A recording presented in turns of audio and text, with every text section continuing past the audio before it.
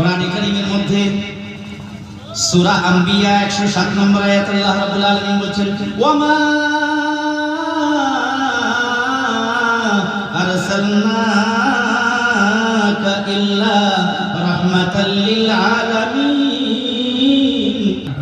ওগো আমার হাবিব, আমি তোমাকে সকল সৃষ্টির জন্য রহমত স্বরূপ আমি তোমাকে পাঠিয়েছি। সুবহানাল্লাহ। একটা ঘটনা শুনুন। বিশ্বনবী সাল্লাল্লাহু আলাইহি ওয়াসাল্লাম হাদিসের মধ্যে মিশকাত শরীফের মধ্যে দয়ার নবী রাহমাতুল লিল আলামিন মসজিদে নববীতে বসে আছেন।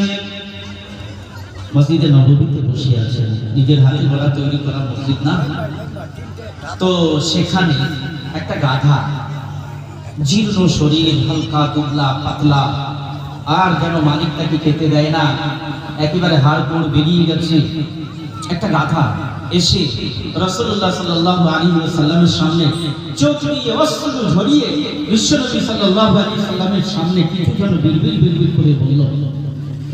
দয়ার নবী রাহমাতুল লিল আলামিন সেই গাধার মালিককে ডাক করালেন, সাহাবায়ে কেরামদেরকে বললেন ডাক করো এই গাধার মালিককে। গাধার মালিককে ডাক করা হলো। কি ব্যাপার? এই গাধার উপরে তুমি বেশি বোঝা বহন করো, একে খেতে দাও না ভালো, একে ট্রিটমেন্ট করো না, খেতে দাও না, এর আশ্রয় দাও না, আর এর উপরে তুমি বোঝা বহন করে, এ তো আমার কাছে শিকায়েত করছে, অভিযোগ জানিয়েছে। সুবহানাল্লাহ। একটা গাধা পর্যন্ত বিশ্বনবী সাল্লাল্লাহু আলাইহি ওয়াসাল্লামের কাছে নিজের দুঃখ বেদনার কথা সে জানালো। তো তিনি ছিলেন রাহমাতুল লিল আলামিন।